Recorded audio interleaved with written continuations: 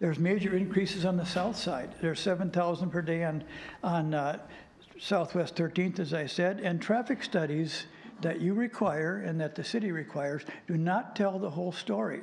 There's no livability impact study. There's no study required to the neighbors who live remote from the development. People who are on the end of Birch, for example, and Knightsbridge Road are going to feel the impact from the 50-unit apartment building that's being put in on Territorial. There's nothing we can do about that currently. I hope that we can all get together and make things happen.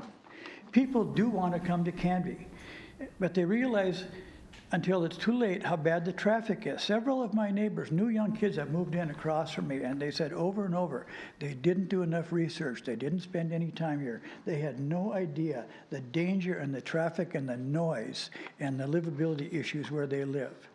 Calming our streets must be a major consideration. It's a very important result of all future planning and development. We cannot continue to go on pretending there is no negative impact on the neighborhoods. We ignore that because your hands are tied. It's not part of your bailiwick. You don't have the right to get involved with that. It's time we made some noise, maybe tried to get some laws changed, some directions. We need some real strong advocacy for people who have been living in this town, as I have, since 1975, 40-some years, paying my taxes, being a good citizen, never breaking into my neighbors' homes, never causing any trouble, but I'm putting up more and more and more and more every day, and believe me, you know as I do, I'm not alone. We must do more than just talk about livability. We must do something about it at the same time. I hope that we can do more than just wish for better things. I realize that you and others are bound by statute and law, but we must start advocating for the residents who put up with this ugly situation day after day. We've got to stand up for what is right. There's more to it than just citing policy. We've got to say, look, that's a policy. Yeah, we have to abide by it. We have to do this. We have to do that. But what else can we do? So last year there was this great survey put out by the parks people. And all the people in Canby responded about how they'd like to have a park, how they'd like to pay for it, what they'd like to do. I'd like to see us do a survey to all the neighbors in Canby to talk about their livability issues and their traffic issues. Because you and I know that there are mufflers in this town that go by your homes and they're so damn noisy, they wake you up, and there's nothing we can do about it. And nothing ever happens about it. The police finally bought 1 meter to measure the noise from these cars. The speeders, the noise, it's unbelievable what goes on in this town. Our police department is doing a great job, but they're very short-handed.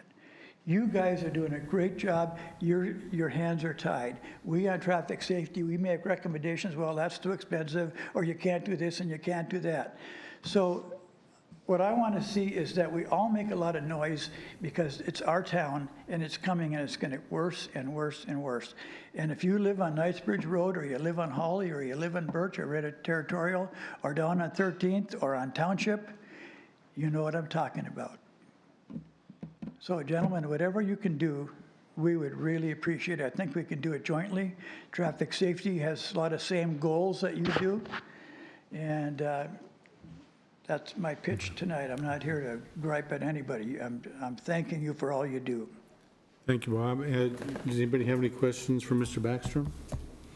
Okay, just for the general audience, we will be having a work session on this very topic after this meeting. So, and that's open to everybody. So feel free to hang out and join in the conversation. Okay, thank you. Okay, we have the minutes of the March 13th Planning Commission meeting before us for approval. I'm going to make the assumption that everybody has read those. I will entertain a motion to approve the minutes of the March 13th Planning Commission meeting. Chair, I move that we approve the minutes March 13th meeting. I second it. All in favor say aye. Aye. Opposed? Thank you. Then we have before us also the approval, the April 10th, 2017 Planning Commission minutes. Again, I will assume that everybody has read those, and I will entertain a motion to approve those. I will move that we accept the minutes from the April 10th Planning Commission meeting. Second. All in favor, say aye. Aye. Opposed? Okay. New business. Brian, do we have any new business? Nothing listed. Okay. We will now move on to the public hearing, and we will consider a request for a minor land partition. Please note on the agenda that the address is to be corrected. It says 493 Northeast 3rd. It should read 496 Northeast 3rd, to create separate lots for a single-family home and duplex, MLP 17-01, and I hope I pronounced the name correctly, Patchol? Patchel. Oh, Patchel, okay. I knew somebody would. Okay, so we'll jump right into that. The matter presently before the hearing body requires a public hearing. All interested persons in attendance shall be heard on the matter. If you wish to testify on this matter, please be prepared to step forward to the microphone at the appropriate time. State your name, mailing address, and interest in the matter. For those people other than the applicants that are interested in testifying as either proponents or opponents, please sign in on the sheet in the back or speak up when we call for testimony. For longer presentations, proponents and opponents may buy time from one another. In so doing, those either in favor or opposed may allocate their time to a spokesperson who will represent the entire group. You may be limited by time for your presentation. Generally, the applicant will have a total of 15 minutes to speak.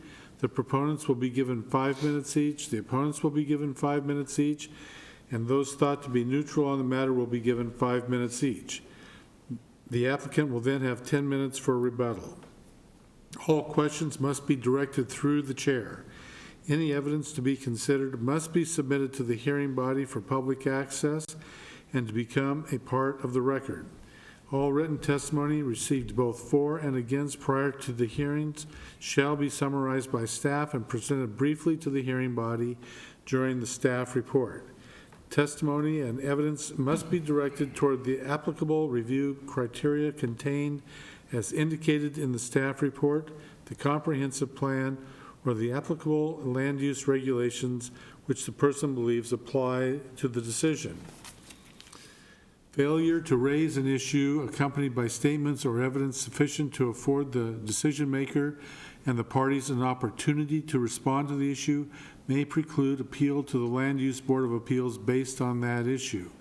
Failure of the applicant to raise constitutional or other issues relating to proposed conditions of approval with sufficient specificity to allow the local government to respond to the issue may preclude an action for damages in circuit court. Everyone present is encouraged to testify, even if it is only to concur with previous testimony. At this time, I would ask that any member of the hearing body, that's us, who has a conflict of interest to please indicate the nature and extent of the conflict and whether you intend to participate in or abstain from hearing the present matter. We all good? Okay. Also, if any member of the hearing body has had any ex parte contact with anyone prior to this hearing, including a visit to the site, please declare the nature and extent of such contact at this time. I drive by it daily on the way to coffee, but that's all. Coffee good? Darn good. Okay. Does any member of the audience have any questions for any commissioner regarding conflict of interest or ex parte contact? Okay, the public hearing will be conducted as follows. First of all, Brian will give us a staff report. Then, if there are any questions from us, and then we will open the public hearing for testimony. The applicant will have not more than 15 minutes. Proponents, not more than 5 minutes each. Opponents, not more than 5 minutes each. And I only have, I know there's another page to this. That's probably the one she returned to me. Yeah, and so I'm going to wing it. Good. And just say that after that, I will close the public hearing, and then we will make a decision. We'll discuss it, and then make a decision. Is that about it, Brian? Yep, that looks good. You gave it to him. Okay, so Brian, I should say that our overhead projector is not working, and the screen isn't down, so we are not going to have that for our television audience. It will be there on the screen. I don't know if we can, I know we can see it, you guys can't, but This doesn't work for both. it doesn't work for both. Okay, so, Brian, take it away. Okay. So the public hearing item tonight is a minor partition, and this slide screen here shows that this parcel stretches from 3rd Avenue to 4th Avenue. And there are 2 existing structures on this property. We have a single-family home that faces on 3rd Avenue, and we have a duplex, I believe, that faces on 4th Avenue. And so the intent here is to basically divide the property in half. It is high-density R2 zoning. One of the thought processes in the early discussions with the applicant was that the R2 zone technically has a minimum 14 units per acre.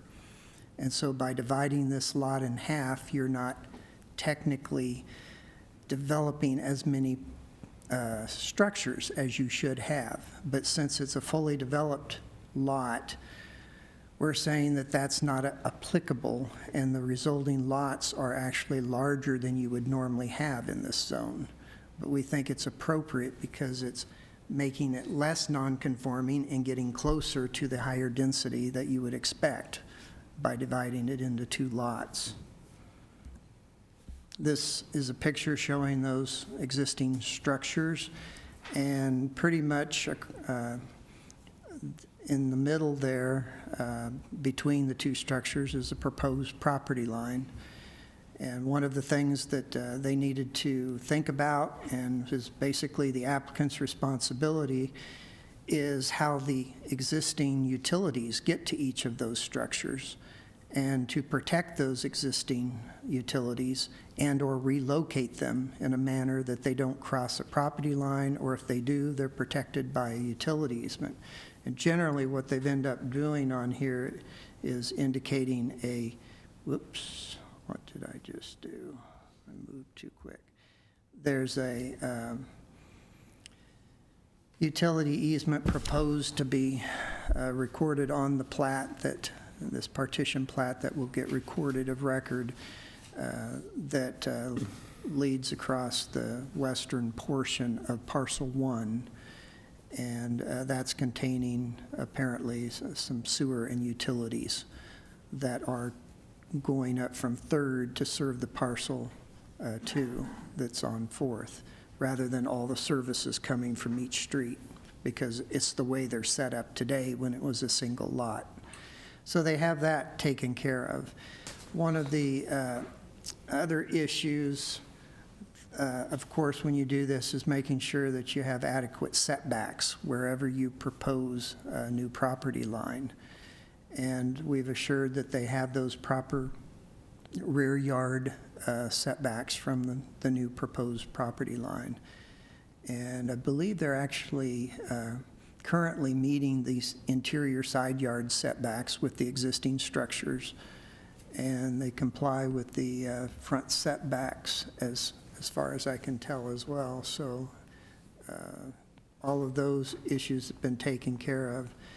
We talked about in the staff report that the driveway that's on parcel 1 that fronts on 3rd Avenue does need a condition of approval to pave that driveway 20 feet into the lot. And the primary reason that we have an ordinance for paved driveways is to make sure that gravel does not get strewn out on the public streets. And so we think this is an opportune time to make that a condition of approval to upgrade to that current standard, since we're allowing the potential partition to go through. So that's one of the conditions of approval that's been listed. We did get one written comment from the public when we advertised, and that was from Jason Brissell, and he's has no problem with approval of this request, but he did mention that the driveway issue that I just talked about. He also mentioned that there's I'm not positive, but it's a 5 to 6 foot tall chain link fence across the front of the property on 3rd Avenue. And from talking with the applicant, I forget whether it was about 3 years ago, 3 or 4, when the city went out and improved both 3rd Avenue and 4th Avenue adjacent to this property. They put in sidewalks that were never there before, and in that effort to do that, they had to replace that fence and move it onto the private property, and they put it right on the property line. And that's fine. The issue is that even a chain link fence should not be taller than 3.5 feet tall. And so the fence is actually higher than that. And so technically, it could become a zoning code enforcement issue, because we generally enforce our codes based upon identified complaints.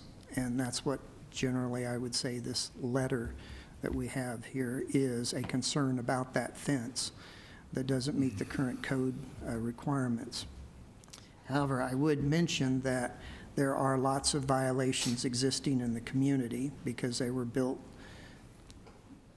many of them before we even had standards that applied to them. And so we have not proactively gone to seek out those and try to remove those nonconformities.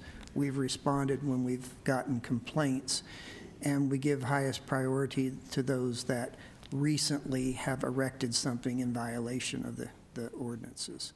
And so I think this is probably a long time fence that did just happen to be moved to get it out of the right-of-way when we were doing that sidewalk widening project. A chain link fence doesn't have the same negative impacts to a wood screening fence when it's in the front property line, because as you know, the driveway is right there, and so they can't see if there was a wood screening fence whether cars are coming when they're backing out. Well, it has been demonstrated, especially in darker hours and such, that chain link can actually block your view more than you think, with reflections and things off of those in less than ideal lighting conditions. And so that's why the code doesn't distinguish between fences, and it says any fence over 3.5 foot tall really shouldn't be there.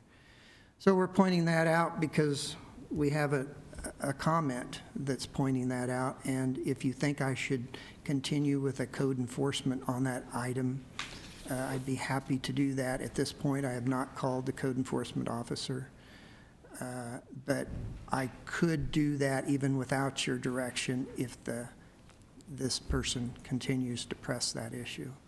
How tall is the chain Well, link thing? I don't know, we may ask the applicant, but it's 5 to 6 feet tall is what it looks like. There's a survey that says it's 6 feet tall right here that's on the screen, but I'm not sure if it is.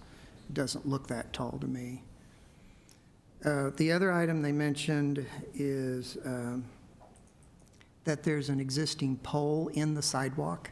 Of course, that sidewalk's brand new, so the city paved the sidewalk, leaving the pole where it was. And I talked to our city engineer who was in charge of that project, and he indicated at the time the sidewalk was put in, it actually conformed with ADA requirements in going around it.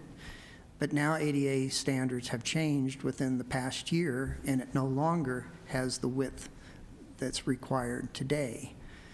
However, there is no city anywhere that comes anywhere close to meeting all the ADA standards, but it is our attempt when doing new projects that every new project will meet the current ADA standards.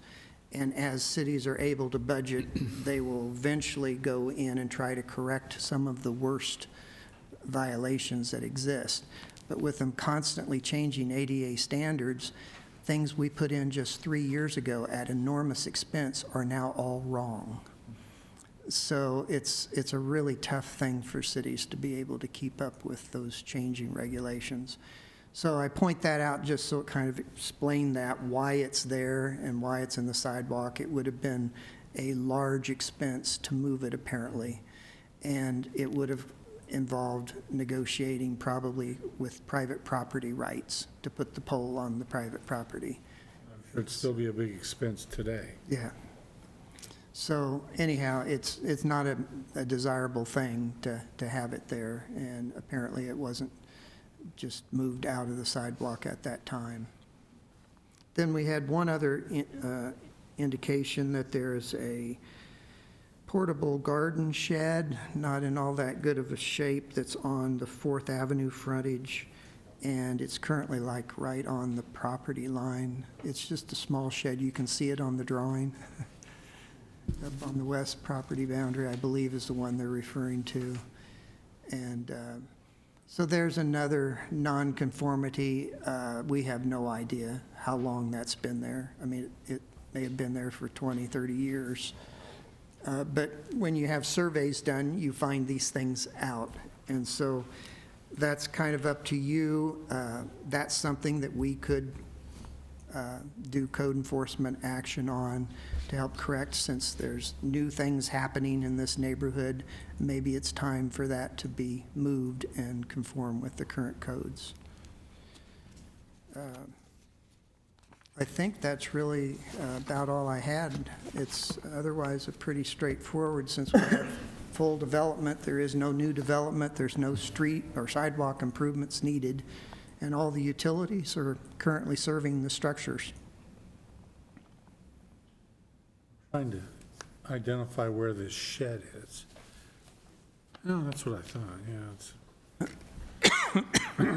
So we do recommend approval of this with the, subject to the conditions of approval that are listed in your staff report. Any questions for Brian? And that, the conditions of approval, I didn't see where they addressed the shed or the pole or the fence. They don't. That input came in later, and that's why I was pointing those out, so that you could decide if you can either just direct us to look into those issues as a code enforcement issue, or you can put them as a specific condition of approval to make sure it doesn't slip through the cracks. And Or we can just leave it as is. you sure can. Any other questions for Brian? Okay, is the applicant here and would like to address this? That would be you. State your name and address, please. My name is Ron Paschal. I live at 725 North Baker Drive, Canby. I own the property 496 Northeast 3rd. The old garden shed's been removed. One of my renters brought it in years ago. People never seem to have enough storage. He left without it. So luckily, I knew who it was. I called him up, and he came and got it Sunday. So he was happy to get it back. Okay. The fence in front, I had it put in 93 or 94 by somebody I found on Nicollet at the time. And I'm assuming he did everything by code. It is a 4-foot fence, but it sits on top of maybe a foot or foot and a half concrete wall that the contractor had to put in when he moved everything back. So it looks higher. It's probably eye level when you're walking by it, but the fabric is actually 46 inches. The driveway, we've always thought we would do something, maybe build another duplex or something, so we kind of held off on that. But all of a sudden I got too old and I just want out. So we'll just pave the driveway or whatever's required. Anything else? Thank you very much. Any questions for me? Any questions? No, I think good. Thanks, guys. Thank you. Any other proponents? Any opponents? Anybody that is neutral on the issue and would like to speak? Okay, and obviously, there's no rebuttal, so I'll close the public hearing, and we will move on to our discussion of the issue. Well, after reading Mr. Bristol's input here to the planning director, seems like he's got an axe to grind to me, because it's kind of nitpicking. If I had my way, all of these, quote, violations would be grandfathered in as acceptable, because it's been there, and if the rules change, then so be it. Shouldn't have to jump through hoops every time somebody rewrites a new law. Okay, thank you. I agree with that. Any other comment? I would agree as well, so I agree. Then, at this time, I'll consider a request for a minor land petition to 496 Northeast 3rd Avenue to create separate lots for a single-family home and duplex, MLP 17-01, subject to, I got the conditions here.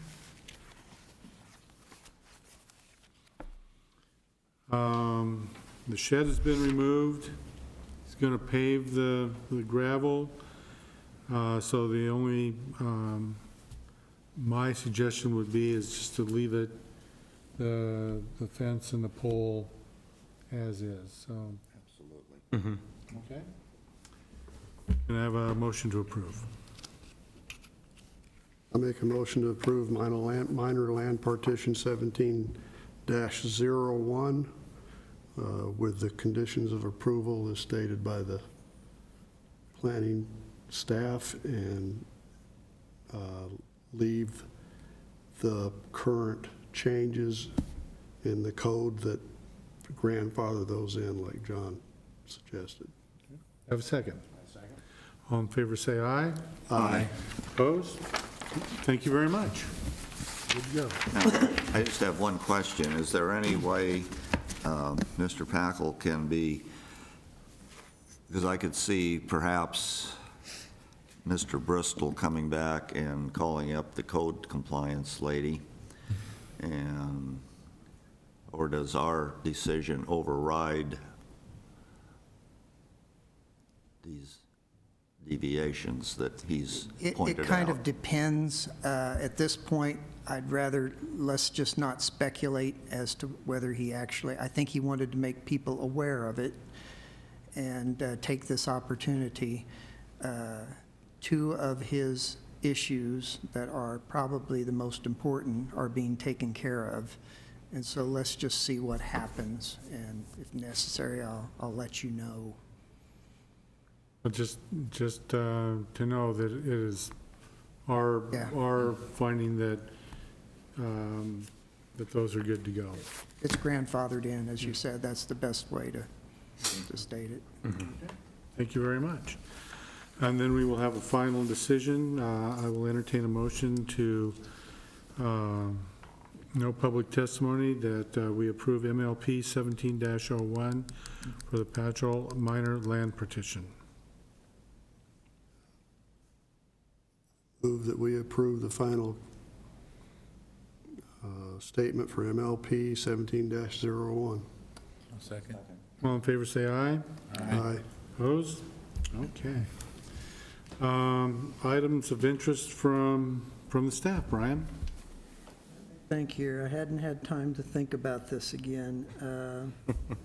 I did notify you a few weeks back that on May 17th, the city council is holding what I believe is being advertised. There's been some confusion about it as a joint council and planning commission work session to review the findings of the land needs analysis. And so you're invited to that here at the council chambers at 6 p.m. is when the work session is on May 17th, if you'd like to see some of the interesting things that came out of analyzing our growth and our current status of vacant land and redevelopable land, and any issues related to that to accommodate our future population projections. 6 o'clock here. I already have it down, so there you go. And then one of your esteemed members, missing one here, Andre? Andre, is attending that training session down in Eugene this month. And I'm trying to remember what date that was, May but 20th. he's all set up and ready to go. And so we applaud him for taking the time to do that. And then we currently do not have any actual applications on the next regularly scheduled meeting. So we haven't made any decision about whether we're holding that meeting yet or not. I mean, something could come up, but it's highly unlikely. So I wanted to let you know about that at this point. Brian, when is it likely that we're going to see something from the proposed development further over on the south end of town? That's a big question mark now as of last week. We've completed a scope of work for a traffic study, and those take 4 or 5 weeks, and the applicant has not gotten back with me for about 2 weeks and given us the notice to proceed with it. One of the largest property owners that were partnering in the annexation has pulled out. And so I think that has put him into different thoughts right now, trying to figure out if he is indeed moving forward or not for his main objective, which was the Beck property that has a subdivision that he's interested in developing. So that's, I mean, it's in the applicant's ball court now, and we're waiting to see. He's got to finish his concept development plan, and we'll see what happens. It's just been 2 weeks now and haven't heard anything from him. Well, probably the earliest that we would see it would be Yeah, it's- mid-June, end of yeah, June? I think so. Okay. As of right So now, as of now, I mean, I think it's still a project in work, but, because we haven't heard any differently, but it's going to take a good 2 months probably before you see it. and so as of right now, there will be no planning commission meeting in 2 weeks. Okay. You'll let us know if it changes. All I've got. Any items of interest that we'd like to discuss from our end? Okay, then I will entertain a motion to adjourn. Mr. Chair, I move we adjourn this meeting. Have a second? Second. All in favor, say aye. Aye. Yeah, we will take a 5-minute break, and then we will move on to the work session to discuss traffic. So 5 minutes.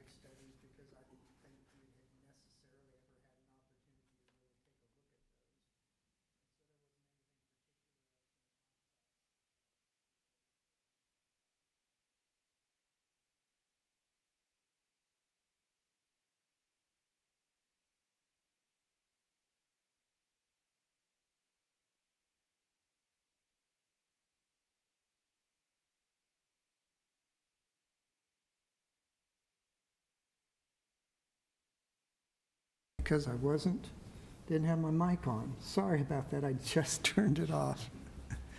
So, quality of life in the community is important, and I think if you have a little better understanding of what we can or can't do regarding traffic and what we do and have done in the past, it will help you as you move forward with those thought processes. So, thanks. Well, I put some slides together just to get the discussion going tonight. Brian and I, as he said, did talk about this a little bit. And we work with several cities throughout Oregon in a role where we start with the big picture transportation system plan and then partner with the city reviewing traffic impact studies and things like that. So these are just kind of my thoughts on what I frequently hear people ask about and trying to put some context to the discussion.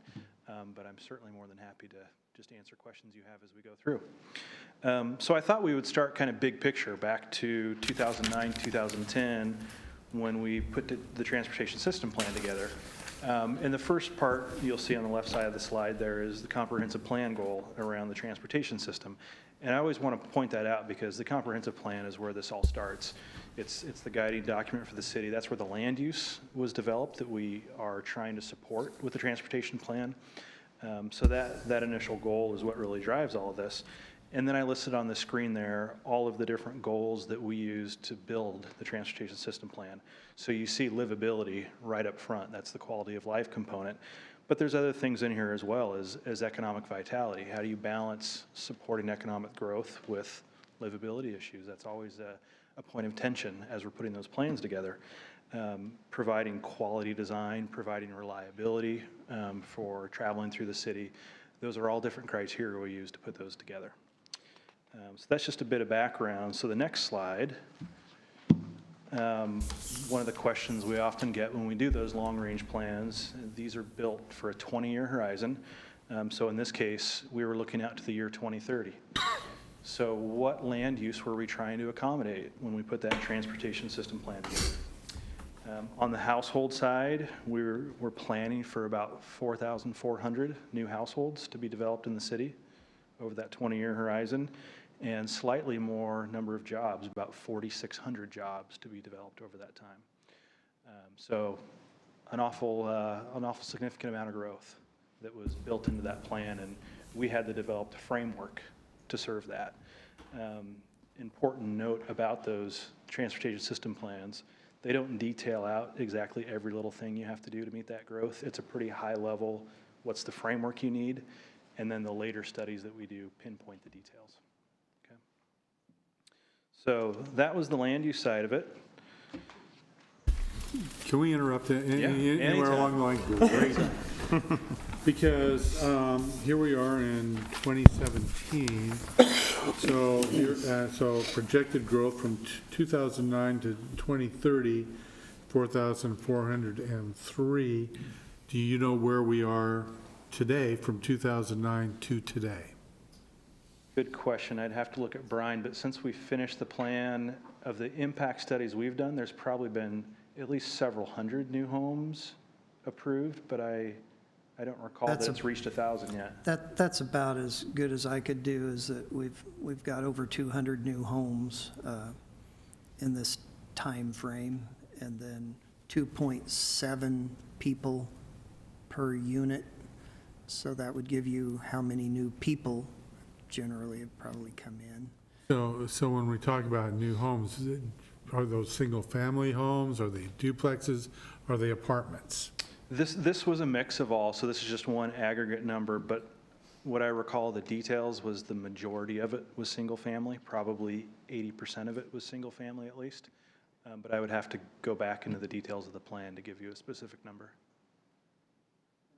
You know, I don't have a really good feel, but I'd say we may be just slightly lower than the projection that's happening here, because we've had a slow period since 2010, and now we're quickly catching up, and so we're another year or so, I'm sure we'll be right on the path to implementing this. I don't know what the reality is, but I think this is my fourth or fifth year on the planning commission, and we've approved a dump truck load of new development, whether it's apartment buildings. They just aren't online yet in a lot of ways, much like the project down on Territorial and whatever the one is that we just approved. So it feels like, there's a tidal wave of folks, because the traffic is a tidal wave either way, so Yeah. unless they're driving multiple cars at the same time. And my observation on the number of homes that have developed, that kind of few hundred that I'm guesstimating, there's been quite a few applications that have come through that have been fairly modest in size. To get to this 4,000 number, this is where the North Redwood area or the development south of town that you were talking about, those large, dozens of acres sort of developments, those are the big ones that would have to come online to see this amount of growth.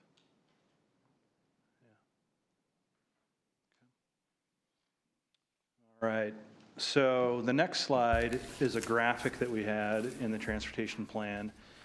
And this is just a snapshot of the travel model that we use when we're building those, that takes homes and employment and regional growth, people traveling through town, and we modeled for all the roadways in the city, what's the anticipated growth in traffic. So the thickness of the line that you see on the map is the amount of traffic growth expected. So the big line kind of diagonally through the city, that's 99E, of course, where the most growth is anticipated. But you can see on the north end, Territorial and Holly, of course, having some growth. The industrial area on the east side of town, quite a few thick lines as that area would build out. So that just was put there to show you that growth was anticipated to happen all around town. And so the analysis we did was built to try to help you best serve that growth. Okay. All right. The next slide is talking about what constraints we had to work with. Easy to fix all of the needs that are out there if there's unlimited amount of money. So when we were building this plan, as we were brainstorming solutions, trying to meet all the needs, we were easily over $100 million, probably $150 million in improvements that you would consider to meet all those needs. But when we did our funding forecast, we only had about $36 million to work with. And We so- know what that is now. Is that 36 million, is that a current figure? I mean, this looks like from 2009. Yeah, that was from 2009, and that was a projection of the fixed kind of revenue streams the city gets, gas tax money, things like that, but also system development charges that you would collect as development occurs. So because the first few years after we did the plan were a little slower for development, you're probably a little behind pace. But as Brian said, as that development is picking up, the system development charges will come with it and probably put you right back on pace. But that would still leave us 64 million short? Correct. Yep. And so what was adopted in the plan was a list of projects that aligned with the 36 million and still met all of the standards for the amount of congestion that would be there on the system. It didn't put a sidewalk and a bike lane on every single road that would need one. It didn't solve every single safety. It did or did not? Did not. Okay. It did not solve every single safety concern, but it solved the priority ones that were identified through our community engagement process and working with our city partners. So that's just a little background on how we built that plan. So then it was adopted in late 2010, early 2011, and then you're into implementation mode. So what happens as growth occurs? So there's two main things that happen as cities manage this growth and congestion starts to happen. One is there's a set of improvement projects, the capital improvement plan. Those are generally projects that aren't tied to a specific development. They tend to be larger projects, things the city or the county or ODOT would want to implement to serve the greater community. And so every year, the city council sets their budgets, those CIP lists are reviewed, and those get implemented over time. We were talking about the sidewalks and bike lanes on 3rd and 4th earlier. That's an example of a project that wasn't a specific developer that built it. It was a city capital improvement project. So as development occurs, as the years go on, that's one of those things that the city has to monitor and make sure the right priorities are still floating to the top of the list that responds to community needs and where development's happening. Okay. So that's one piece of it. The next big piece, and these are the traffic studies you've been seeing a lot of from us, are when a conforming use comes in, and by that I mean somebody that's consistent with the comp plan and the zoning. We do a traffic impact study that looks at what are they adding to the system at the year of opening. We consider it a short-term build-out. Usually it's 1 or 2 years into the future as their development happens. And with that, we're checking a few things. One, how much traffic is it? Is that consistent with what was planned for in that transportation system plan? Is the level of congestion consistent with that? We look at delay as one of the main measures for that, and I listed kind of the rules of thumb for what your standards are for your intersection delay. We also take a careful look at safety. Are the access points going to be safe? Are there any safety issues in the area where if you add traffic to it, it would compound those safety concerns? And we look at multimodal safety. Can people walk and bike safely through the site or from the system onto the site? So those are all things that we do with those studies, and that's that kind of fine focused look that we do that goes in more detail than what the TSP was able to. The other thing that we added with the implementing code when we did the TSP update was directly related to community livability, and that was an acknowledgement of if developments come in and they add significant traffic volume to a residential street, so a lower classification street that has homes fronting it, that impact, while it may meet congestion standards, may not meet the needs of the residents that live there. So we've done a few studies for you that have a neighborhood through traffic study as a component to it. And so there's a level of traffic volume and a speed volume that we apply to that and look and see, is that a level of volume or speed that's generally considered livable for a residential street, or if it exceeds that, how do you manage it? So that's a unique component that Canby has incorporated that not all communities do. Okay. So that's what the majorities of study you see are. There are some that we call non-conforming for the purposes of traffic, but that means it's not consistent with your zoning or your comprehensive plan.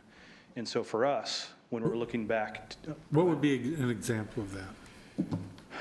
If there was a residentially zoned property that came in and said, we now want to be commercial. And so we look back to the transportation system plan and we modeled it. We said, well, we thought there was going to be 10 houses there, but now you're talking about a convenience store. That's a whole different level of traffic. And so there's the Oregon administrative rules, transportation planning rule, TPR is the acronym that we always talk about. And that requires you to do a long-range study. You're basically going back to your adopted transportation plan and saying, with this change in intensity, are you triggering something different that needs to be accounted for? So it's not just a compliance check. It's really a step back and say, are the long-range plans still valid? Okay. So that's the long-range studies we get into. So those are important to make sure your plan is going according to what the community needs. And then the other thing we do to help manage growth over time is those TSPs that are a 20-year forecast, that's just a best estimate of a likely scenario in 20 years. Crystal ball is not perfect, right? So as things change, there's actually guidelines out there that say you should update your plan every 5 to 10 years because as development changes, funding needs might change, community preferences might change. You need to go back and revisit this and make sure we're still on the right path. And so the last time that this was 2009, 2010, is that correct? Yeah, I believe So it was adopted early. Yeah, we're 7 years 11. into the process. Correct. Yeah. So you're in that window of if a lot of development's happening and things are changing, you might want to think about a plan update. Okay. So that's an important step in the whole process to make sure you're responding to the community needs. And then the last thing I listed is something that I tend to see larger communities do this, and at the county level, this happens a lot, and that's a formal monitoring program. If you drive on county roads, a lot of times you'll see the tubes across the road every summer. That's their annual monitoring program where they're saying what's happening on the system. Is it growing as we thought? Are our needs shifting? And that's a cost item that a community can take on, but it really helps you know, again, are things going according to plan? One of I think the nice things for Canby that's happened with the number of applications you've had around the city, you've been getting some of that monitoring just from those traffic impact studies. We've been doing counts all around the community as we're doing those traffic studies. So you've kind of by default had some monitoring built in. Okay. All right. So again, that's just kind of the overview of how that management system works. Brian mentioned to me there's a couple roadways, and these relate to recent studies we've done as well, that came up as talking points, so I thought I'd just put some information together. One of which was Territorial Road, and as more and more applications come through on the north side of town, how much growth is really expected there? When does it get to be too much? So the background, starting with just traffic volume, when we developed the transportation system plan, of course the volume varies based on where you're at on the corridor, but generally it was about 4,000 or 5,000 cars a day across that corridor. In the long-range plan, getting out to the year 2030, that volume was forecasted to basically double, 7,000 to 11,000 cars a day, depending on where you're at on the corridor. So a fair amount of growth happening with all that conforming use. With that, the transportation plan did identify it. It's a significant roadway. It had a collector designation, which arterials at the top, collectors the next tier down, and then you get into local streets. And so it would be a roadway where you want continuous sidewalks and continuous bike lanes, but we did see with that level of traffic volume, it would still only have one lane in each direction. However, as individual developments come in, you often check their access points or major intersections to see at that spot, do you need a turn lane? Do you get enough congestion where that's really warranted? Okay. So that's a little bit of background about Territorial. The most recent study we've done up there, we measured the traffic volumes this year, and it's at about 5,000 cars a day right now.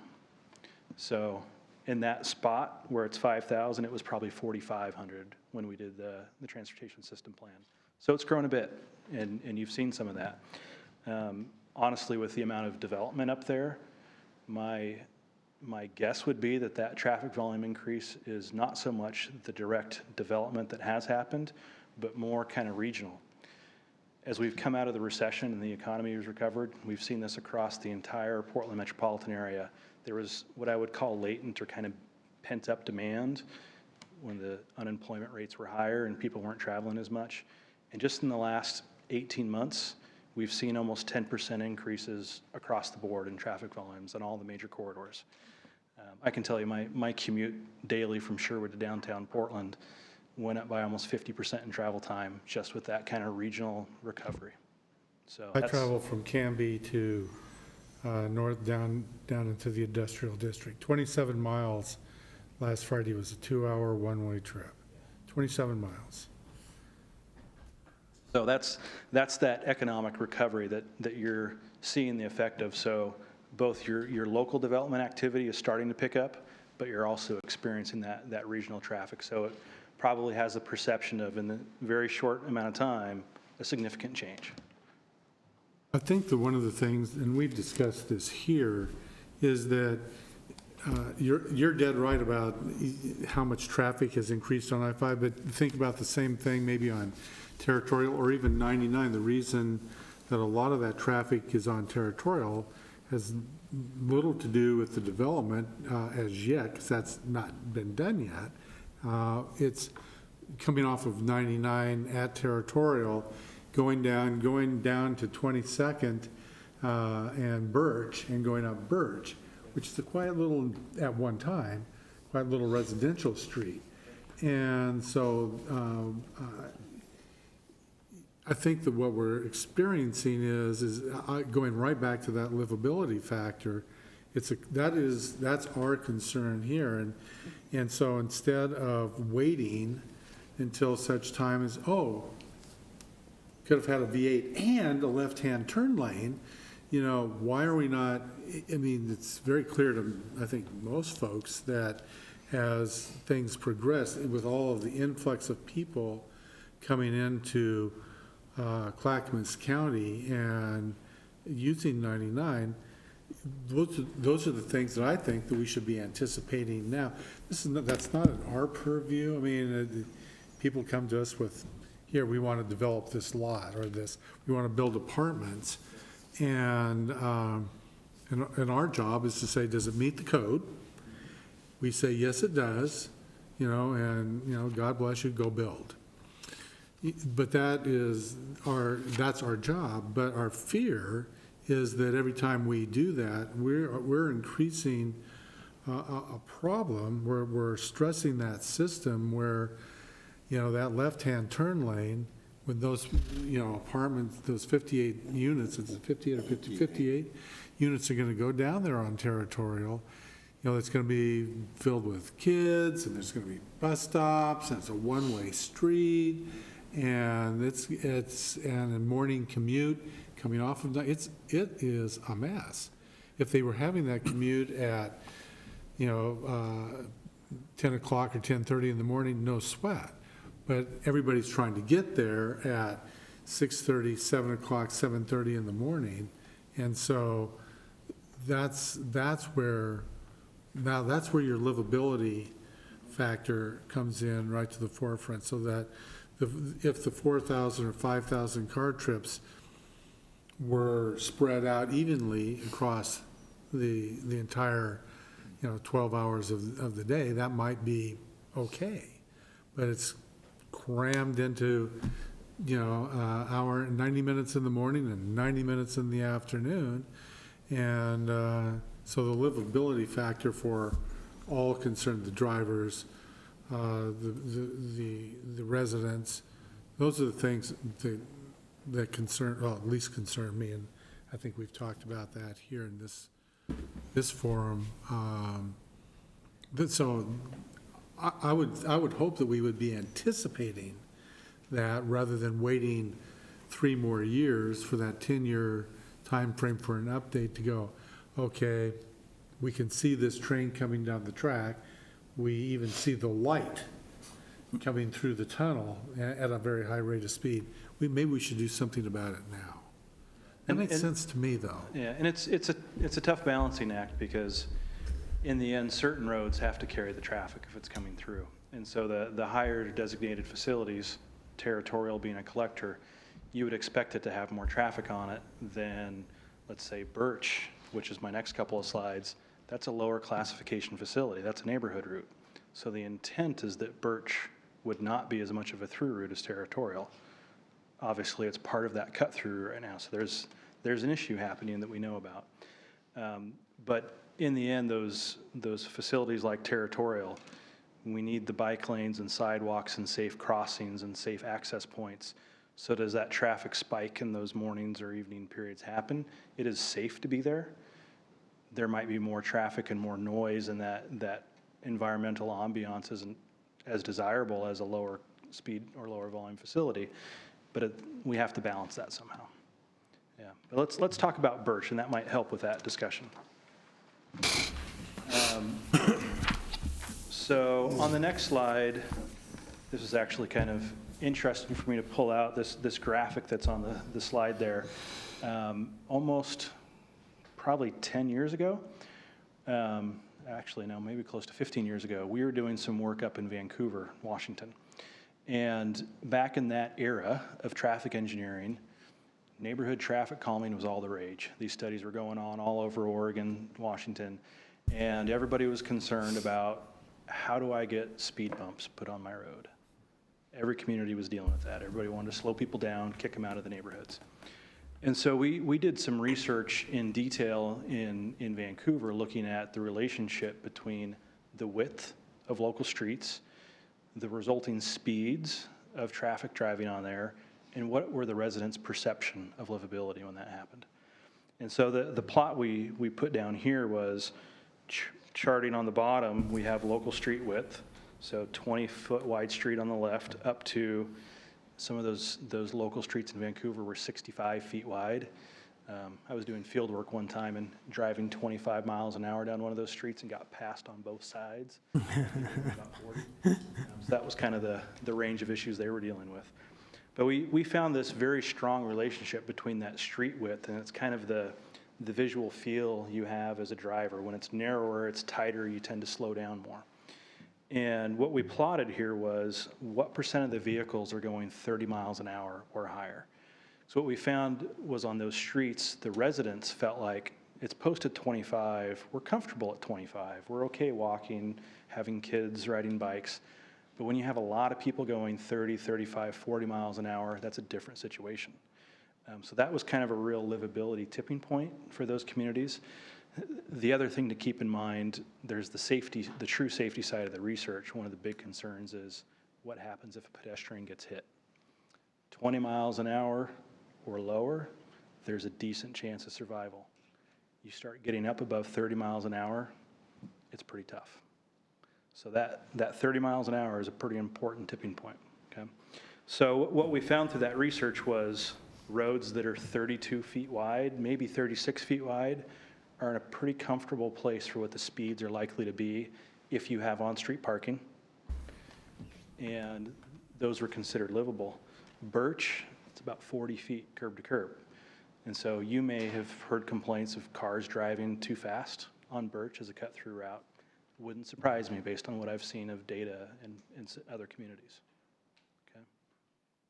So that's a little bit of background just for you on the technical side. So the next slide is, what can you do about it? So Brian was telling me that there's recently some speed cushions that have gone in, kind of the more gradual humps versus the parking lot bumps. Those are pretty good at getting people to go close to the speed limit, 25 miles an hour. So that's one step you can take. If Birch still continues to be that problem, you're going to be asking yourselves, what more can we do? Because then it becomes a traffic volume problem, not just a speed problem. And so in the end, if you really need to push that further and really do something about it, there's other treatments where you might look at that system up there and say, really, Birch shouldn't be connected to Territorial up at the top. However, you want people to walk and bike, you want emergency vehicles to get through. So there's options where you can put diagonal curbs across the intersections and shut traffic down, but have a gap that fire trucks can straddle and get through, other cars couldn't. There's those sorts of tools in the toolbox that come into play, but you have to take a pretty holistic view of the network when you get to that level of mitigation, because you might just shift that from one neighborhood street to another instead of shifting it from a neighborhood street to a collector or arterial. And so you have to look at those things pretty carefully and balance it out. I'm glad you use Birch as an example, because I drive down Birch a minimum of twice a day because I live on 22nd. Birch is the way to go. Bob Backstrom, who actually lives on Birch, was the impetus behind the speed humps there. And I can tell you for a fact that the speed humps, at least since they've been installed, I think that's been about 4 or 5 months now, have had a good effect of slowing folks down. And I don't know if it's really decreased the amount of traffic, but I think that it has at least a little bit. So yeah, that worked out. Who knows, over time, people will be going, flying over those speed humps. And Bob, what's been your experience? Well, John, it's only been a month since they've been installed. It seems much longer. And the original plan was for a speed hump about every 250 feet, because that's how you really control the traffic. And Birch ended up, it's a half mile and only 4 speed humps. So I can tell you that there's 2 on my block, and they are absolutely miraculous. They have made a huge difference in the noise and the speed and everything. But that's only 1 block on the whole length of Birch. So if I had my druthers, we would have done it the way it was originally recommended. So, but it has definitely been a benefit. Now, one more thing I'd like to add, if you don't mind. So I've lived there since 1988. In 1990, they widened that street and thought they were doing all of us a favor, and all of a sudden, we're getting all this traffic. So the neighbors started following these people coming off of Knightsbridge, coming down Birch, going on Territorial out to 99. And we found, and we still find, that roughly 3 out of every 4 vehicles coming in the evening through Birch Street and that route don't even live in Canby. They just keep on going right through town. And living where I do, I get lots of people stopping, asking directions, having car trouble, this and that. They're on the way to McMinnville, they're going to Salem, they're going to Wilsonville. They don't want to stay on 205 because the 205 I-5 intersection, sometimes you come to a stop. They say, you know, we may get there faster on the freeway, but when we go this way, we never have to stop. There's only 1 stop sign in the whole trip. So anyway, you're absolutely right on that, but I don't know. That's why I appealed to these guys earlier. We need to start taking a more proactive vision, and instead of just doing traffic studies, we need to do livability studies. And I realize livability is a very subjective thing and difficult to measure, but we need to have that on the tip of our tongue and be looking at when we proceed. And this really is encouraging to me. I thank you guys for doing that. So that sort of look at things could be part of your next TSP update. You could have a component of that work program that flags which roadways are likely to be problematic that way as development occurs, and what are the range of tools you can use. The speed humps, well documented through research to slow people down.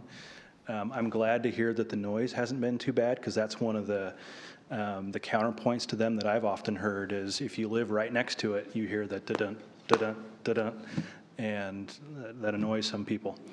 So the other thing that often happens is they use the radar driver speed feedback signs. It flashes at you if you're going too fast. So you don't have the noise impact.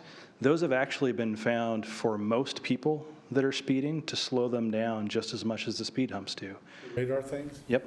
However, if you're someone that really knows you're speeding and wants to speed, then it doesn't slow you down. So there is still that percentage of the driver population that it doesn't target. My experience is, because if my wife were sitting here, she would say, you know, she could wallpaper our room with the speeding tickets that I've gotten over since I've moved to Canby. That's not quite true, but I have my fair share. And, but in my old age, I've managed to slow down.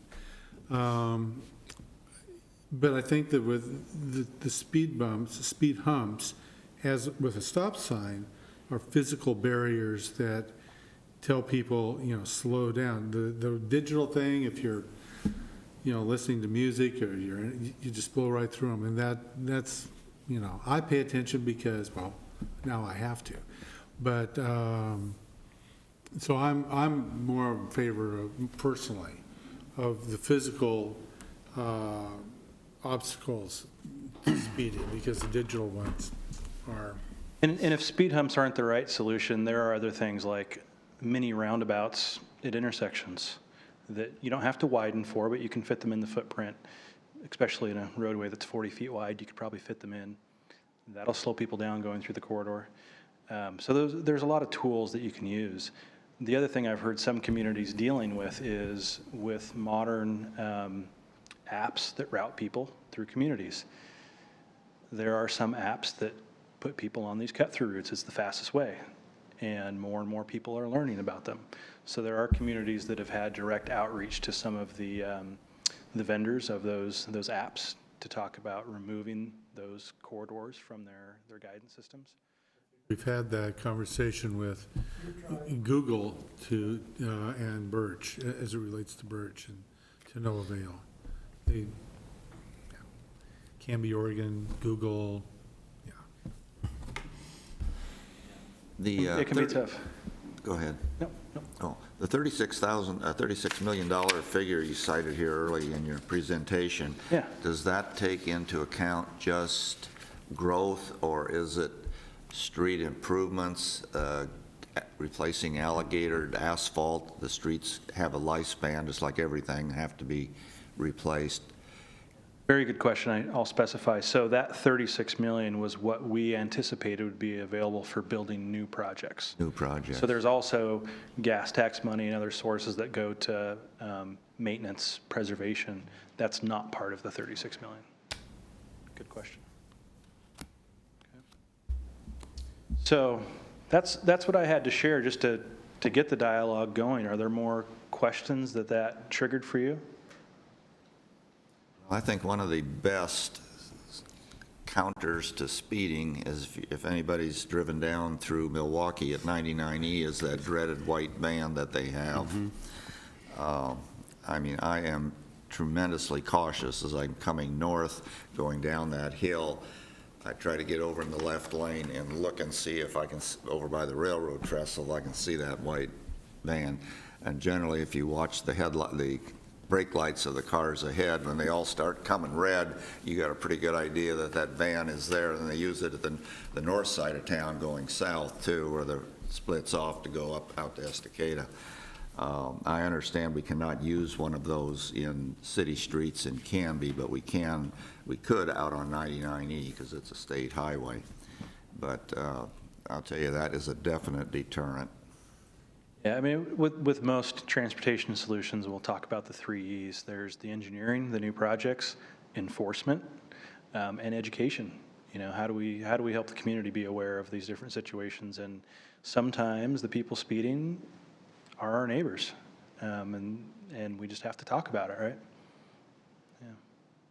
Well, I know that I've slowed down since Bob got on me about it. So he's politely informed me numerous times that speed limit is 25 miles an hour. Please pay attention. So, yeah. So one more thought I have is if that traffic calming, the mitigations for speeding and volume on residential streets, if that really does become a common conversation for you and there's more and more requests for those types of projects, just remember to think about not shifting the problem from one spot to another. And there's communities out there that have some processes and plans to go through to make sure you're doing that the right way, kind of the right system approach to it.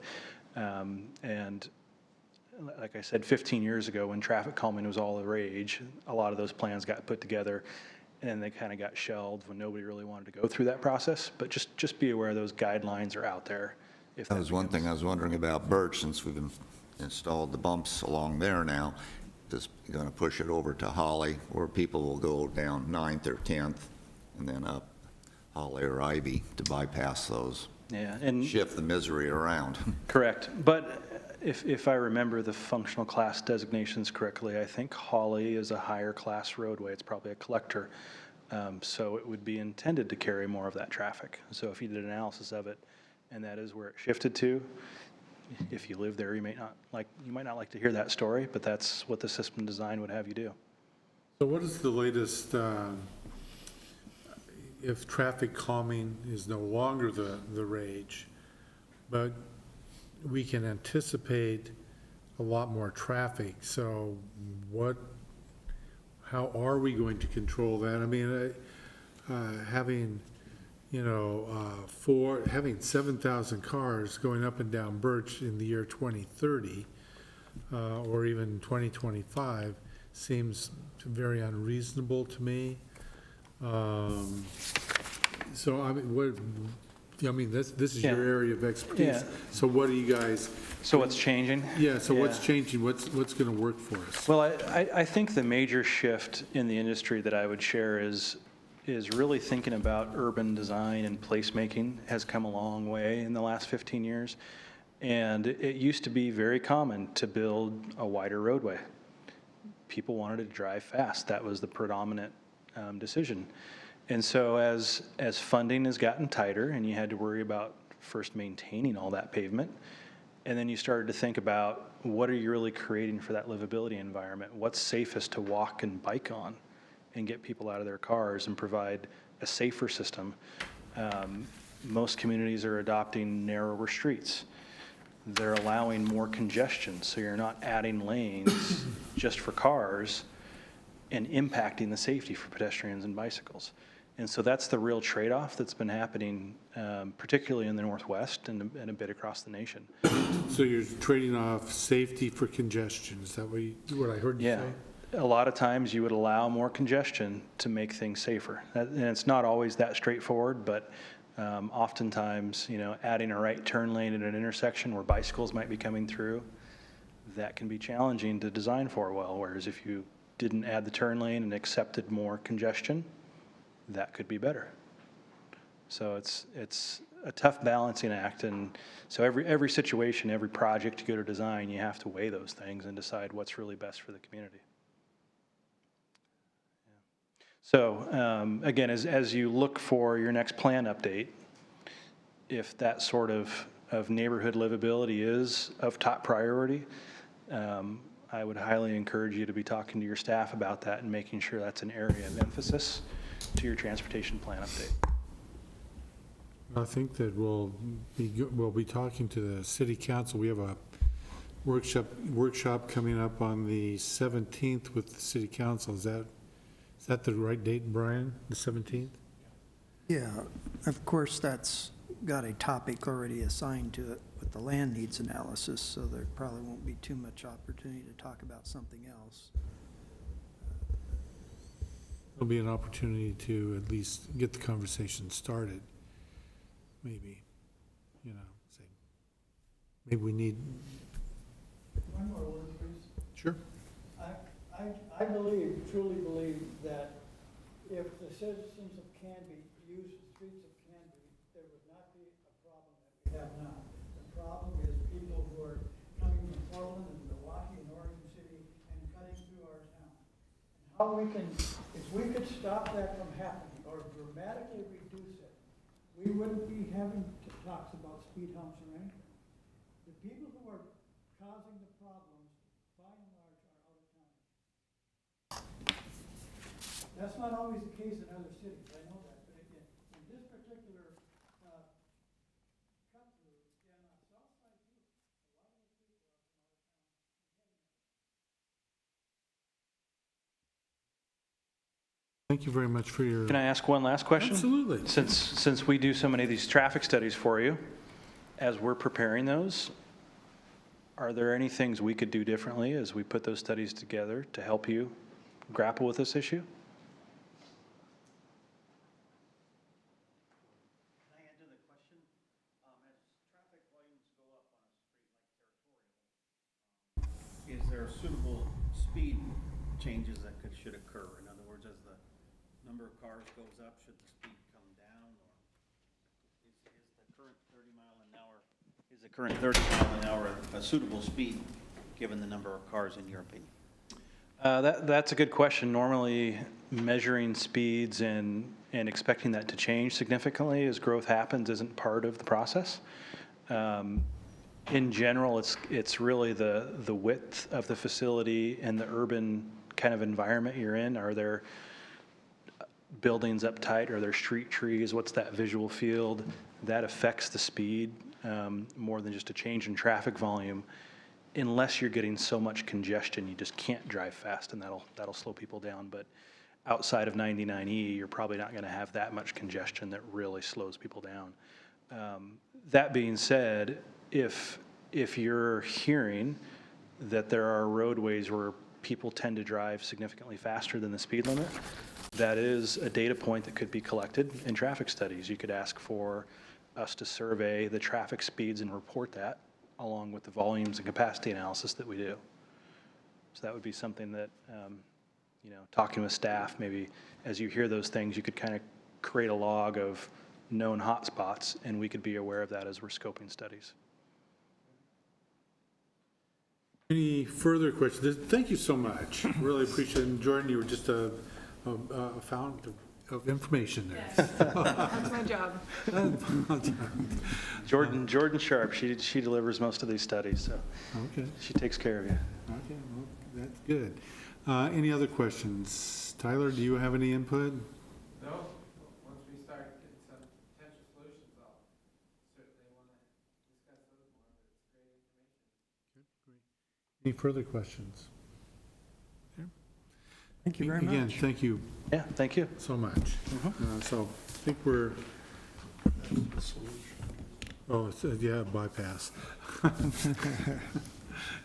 Take the ferry, you know. We're gonna reopen the Willamette River, the Malala River down there. and- Yes, One question, gentlemen, before we close up, I could ask him, what would your sort of professional sort of expectations be on the impact of Canby if there was a bridge put over that river somewhere near the Canby Ferry? Just ballpark, just start spitballing. Oh, I don't know that I could put a professional judgment opinion on that. I know when we did the transportation plan, we tested a bridge to the west, looking at the balance between Knightsbridge and the highway, and certainly a new corridor has potential to bring significant demand in. But the details of how that actually connects and what you're going to see, So do you think in general it would increase the overall traffic in Canby, or would just redirect it and